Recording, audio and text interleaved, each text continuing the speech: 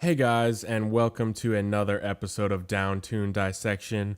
Today I have a conversation with Chris Doman about a new little record by a small band that maybe you've heard of called Whitechapel, and it's their new album, The Valley. And we just go in depth talking about what tracks we like, what tracks don't really do it for us, and there's a little bit of controversy, of course, as well. So go ahead and give it a listen. What'd the devil give you for your soul, Tommy? When they taught me to play this here guitar real good. Oh, son, for that you traded your everlasting soul? Well, I wouldn't use it.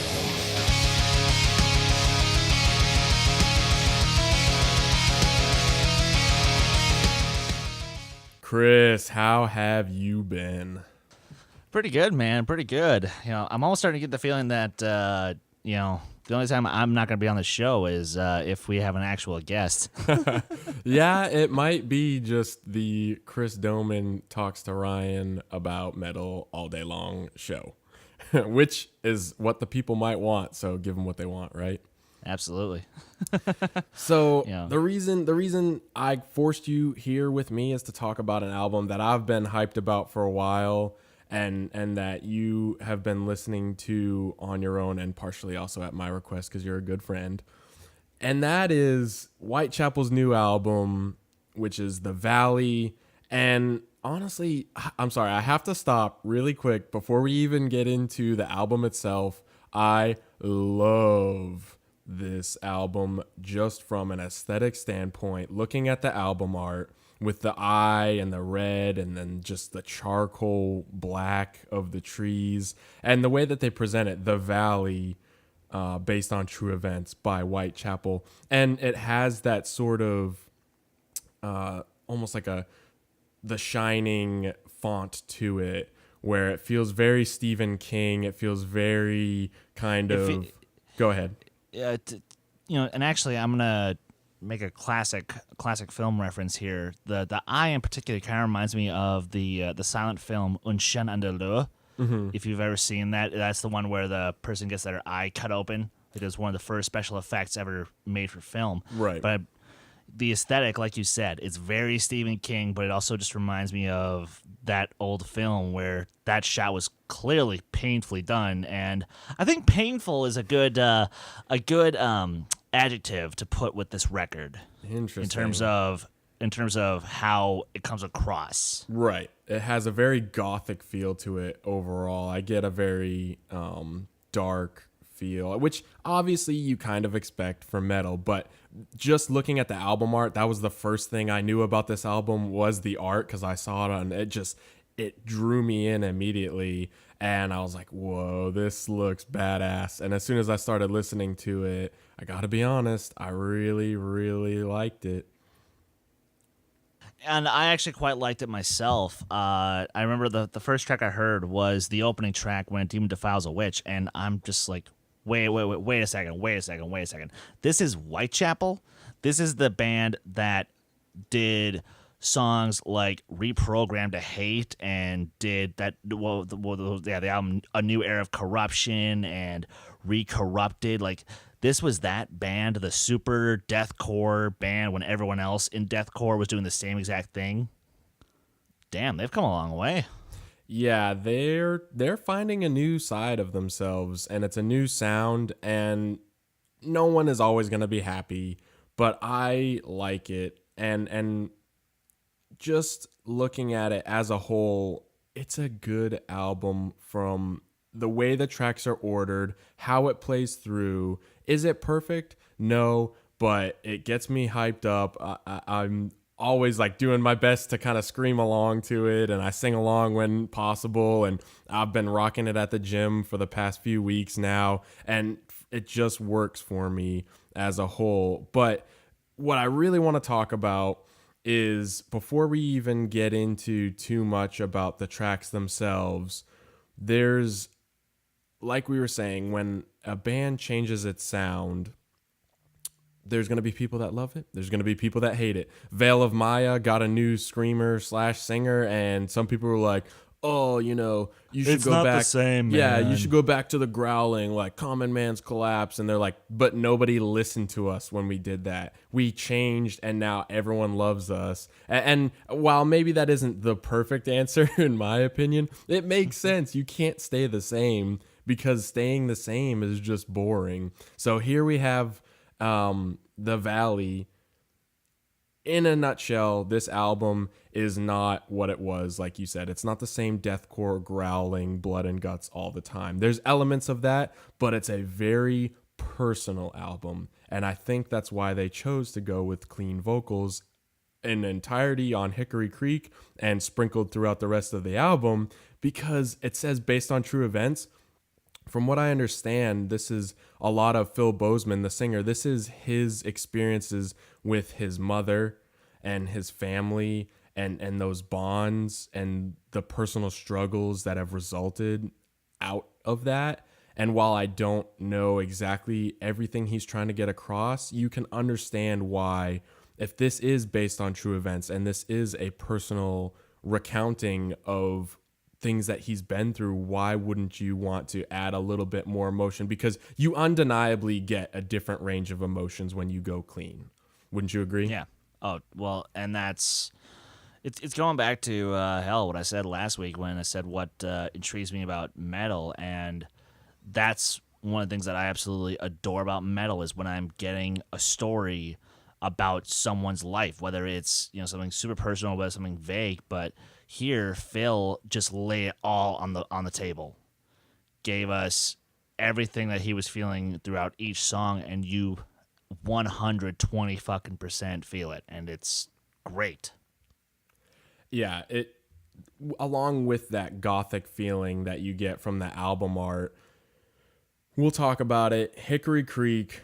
Every time I bring it up, you get a little smile on your face because you're so excited by the song. And yeah, I like it too. There's so much hate that I see on social media and in reviews as well, as everyone's saying, oh, this is a really good album, but Hickory Creek just slows it down too much and it doesn't feel true to the band and all of this. But what I get is amazing riffs, really, really good chord progressions, and how the song moves from piece to piece, section to section. And then, yeah, the vocals are amazing. I'm just going to say that. I think that for someone who has been previously accustomed to just growling his way through albums, here with those vocals, I appreciate it. I like it.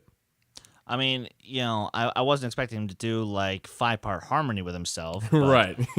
you know, for what he put into every single clean vocal on not just Hickory Creek, which again we'll get to in a little bit, but just the whole album, what Phil did is, in my opinion, what makes a good metal vocalist great. Is when you can truly show that range of being able to not just go from me, but also when you can just let it all out with clarity. And which also, quick side note, this is the most clear of vocals I've heard on any Whitechapel record, because I actually understood him after only the second time listening through. Yeah, and I appreciated that as well, because you get more out of the album when you can kind of get a sense for what the lyrics are in the first place. Obviously, you know, sometimes it doesn't matter because you're just going hard and you're just trying to rock out. And I know that we both have albums where that's all we're looking for. But here, again, because it's that personal recounting, it's interesting. So now we'll move into specifically what are some of our favorite tracks. And Chris, I'm going to let you go first because I'm a nice guy. Give me some tracks that really stand out to you. Well, then let's get it out there right now. My favorite do it. track on this record is Hickory Creek. I love it. Well, and it's kind of funny. Like, yeah, sure. If you want to make the argument, oh, it's the least Whitechapel song on the record, that's why I love it. Because the thing is, from a musical standpoint, it is still very much Whitechapel. Especially as soon as you get into some of Ben Savage's, you know, sort of lead riffs and even his solo right after the second chorus. That thing just shreds. And it's great. Because here's the thing. and obviously, like from a musical perspective, you can make the argument this entire album is not deathcore. If anything, it's just further down tuned to like groove metal. Like if Lamb of God went from drop D, drop C sharp to like 7-string, but this album is still just filled with great riffs, great drumming, great great vocals all across the board, and on Hickory Creek especially. I love how the drummer, give me 2 seconds to look up his name, Naveen Copperweiss. That's right, because he used to play with Animals as leaders. God, we gotta talk about that band one day. True. I love how much you can feel he has to hold back, and I appreciate that, because it'd be way too easy for him to be throwing crazy blast beats and whatnot over certain parts of this song, but he chooses to hold himself back to just focus on the groove. So, and plus, Hickory Creek, in my opinion, has arguably the best lyrics on the entire album. Yeah, and that's where I think that is directly in relation to his relationship with his mother and kind of letting out. Again, we don't know the full story, and I'm kind of glad because that's his personal life. And really, I like how he's able to let things out through the song and through the album without having to say in an interview explicitly like, oh yeah, she hates me, I hate her, or whatever the situation is. And I'll agree completely that Hickory Creek, it's not my favorite song. Actually, I don't really have a favorite song because there's some that are kind of tied up, but Hickory Creek is a standout track for what it accomplishes. And when I saw the controversy before I had even listened to the album, that was kind of what drew me to listening to it, because I saw all these people complaining and I was like, well, that doesn't seem right, because I like when a band changes things up, as long as it's not, too much. Like, there is a certain way you can do it. As I say, and there is such a thing as going too crazy. Like if, well, hell, it's like that time Led Zeppelin tried to do a country song and it just really, really, really did not work. Yeah, I would say House of the Holy has some issues there, but But as long as in the context of who these people are as musicians, if it still works and it actually brings something brand new to the table and it's executed perfectly, then I honestly have no complaints. And that's and to be fair, Hickory Creek, at least to me, was kind of like the most quote unquote different song on the record. And right. At least for me as a metalhead, those are the songs that I'm always going to try to go to, that I'm going to latch onto the hardest, which is another reason why I absolutely adore the opening track, When a Demon Defiles a Witch, because it's the one that has that perfect balance of brand new stuff like the clean opening and then the singing bridge, but then of course as soon as that first riff kicks in and it is fucking go time, I'm like, oh, this is the Whitechapel I know and remember. Yeah, but there's enough there to keep you intrigued, and you get that, okay, I'm going to get my face rocked off, and then I have the clean singing and the bridge, and then it's right back to we're going to, run down the hill at full speed right to the end of the song. So that's why that's definitely up there for me. I'll say the 2 songs that are tied for my number 1, it's interesting because they actually bookend Hickory Creek. That's Brimstone and Black Bear. In my opinion, okay, Brimstone is the hardest track on this album. It's up for debate, I suppose, but based off the way that the guitars just chug through it almost the entire time, and like we said, Naveen just bringing his absolute A game on the double bass. So Brimstone for me is the one that makes me want to get into the mosh and just go nuts. And then Hickory Creek calms it down in a nice way, gives you that emotional connection. And then Black Bear, the way that it starts off with that, like, obviously I don't sound like a guitar, but it is so perfect. And the way it, and then he just gives this deep growl to it. And the name Black Bear, you're like, oh my gosh, this dude is channeling his inner beast for this song. And it gets me so hyped. Even now, just thinking about it, I'm like, oh my gosh, I need to fucking murder something. Like, you just want to go nuts. So actually, speaking of Brimstone, the first time I was listening to it, I was off on a run, and for a hot second I'm like, wait a minute, and for a hot second the opening reminded me of the opening of Sad But True. Did you sort of feel that? I can see that actually, yeah, with the way that you get that sludgy guitar at the beginning. I can see that. You know, and again, guys, if I'm comparing your song to Sad But True, that's not an insult because Sad But True Not is in even my close. top 5 Metallica songs, okay? Yeah. I was actually listening to that just yesterday and I was like, "Oh my gosh, this album is so perfect." But back to this. Yes. I will say where I start to have complaints is we get to track 7, The Other Side, and that's a good one, but I'm starting to like get a little bored. And then we hit Third Depth, where you and I have a different opinion. I like the song. What about you? So now to be perfectly clear, I want to like the song, and actually I like the idea of it, and I even like the verses. I like the lyrics. Again, in my opinion, Third Depth is probably like if we're going just based on lyrics, this song is definitely in the top half. But where it loses me is it actually in the instrumental, especially in the chorus each time, because now as someone who loves playing in 6/8, I also have to remember that when I'm playing in 6/8, you have to be careful with where you put your downbeats and how you work with the notes that you have available to you. And to me, the guitars are just a little too disjointed in contrast with the vocals.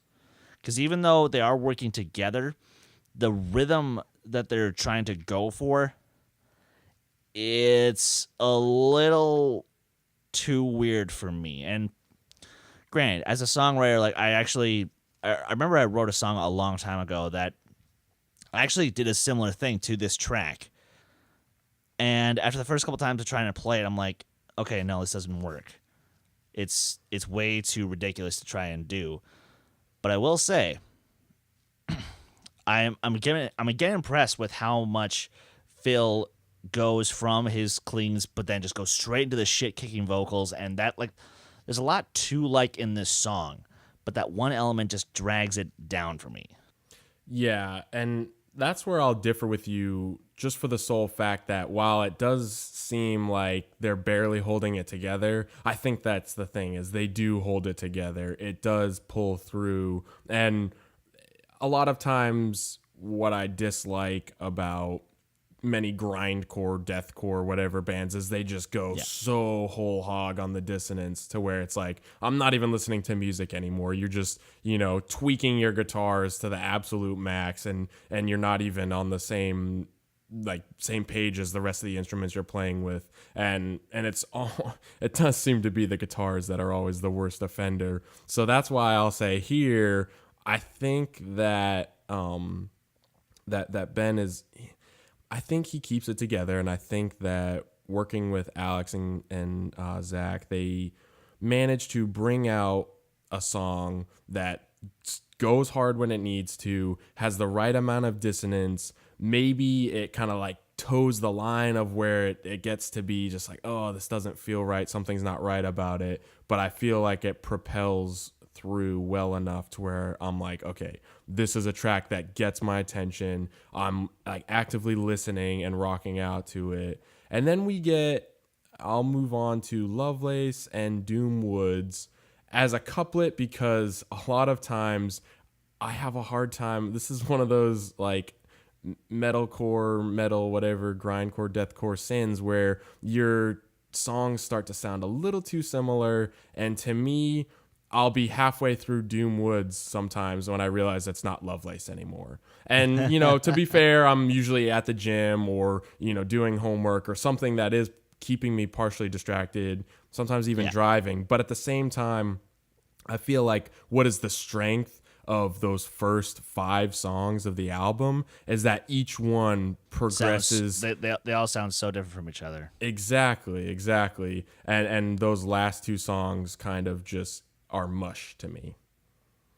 And it really is a shame that as great as this album starts off, it just wasn't able to fully stick the landing, because Doomwood's it's kind of like the Numb effect, which is sort of like how I mentioned last week. Like, Right. there's, at least in my personal opinion, this is the song that should have been the sort of more traditional deathcore, where literally the like the first minute of it, we get maybe like the slow sort of shit kicker thing, but then all of a sudden we're gonna switch up to like a 210, just blast beats central, and then maybe like a full breakdown for like a minute, and then it just kind of stays in the same groove throughout almost the entire song, and I'm like, I'm going to mention 2 albums where the last song is the best song, in my opinion. The first is Led Zeppelin 4. At the end, you have When the Levee Breaks. Oh you know, my God, I'm sure a lot of yes. people will be like, oh, but Stairway to Heaven, blah, blah, blah. But to me, I'm sorry, it's When the Levee Breaks, it's even though When the Levee Breaks. the whole album is perfect, but still, it's the end. It's different. It's completely unlike anything else that's on the album, and it gets your attention. And then the other album is Animal Magnetism by Scorpions, which at the end, you get the essentially what is the origin of black metal, Animal Magnetism. And the reason it stands out again is because it's so different. And these 2 albums take advantage of it's almost hidden. It's like a gem at the end where you're like, okay, you've made it through the whole album, and now you get something completely different and completely new. And both have a huge impact on music. Obviously, Whitechapel is never going to be what Scorpions and Led Zeppelin are to making music history, but still, my point in all of this is you have an opportunity at the end of your album to gather the listener back in and be like, look, check this out. Isn't this fucking awesome? And it could have been, like you said, a complete deathcore march where it's just like, you cannot do anything but listen to this track. And that's what Doomwoods could have been, even with a name like Doomwoods. It sounds like it should. Yeah, no, a track name that awesome, Yeah. and it doesn't deliver. I'm sorry, but that's really disappointing. And I feel like you had a chance to make your fans happy if you go the clean route, right? Completely for a song like Hickory Creek. Why not close this thing out with just complete growls the whole time? Make it to where I can't understand what you're saying. I don't care, but do something that grabs my attention and just makes me go, this album is awesome. Because instead at the end I get like, okay, what am I going to listen to next? Exactly. Like it's that difference in it's that difference between here, if I may use Slipknot now as an example of here, because they've been on both ends of the spectrum, where they had Volume 3, which is in my opinion still a great record, but they close it on Danger Keep Away, which granted that's a good song, but it's not how you should come off a track like The Virus of Life to close out this great record. But then next record, All Hope Is Gone. Oh my God, that title track is amazing, and it's heavy, it's fast, it's brutal. But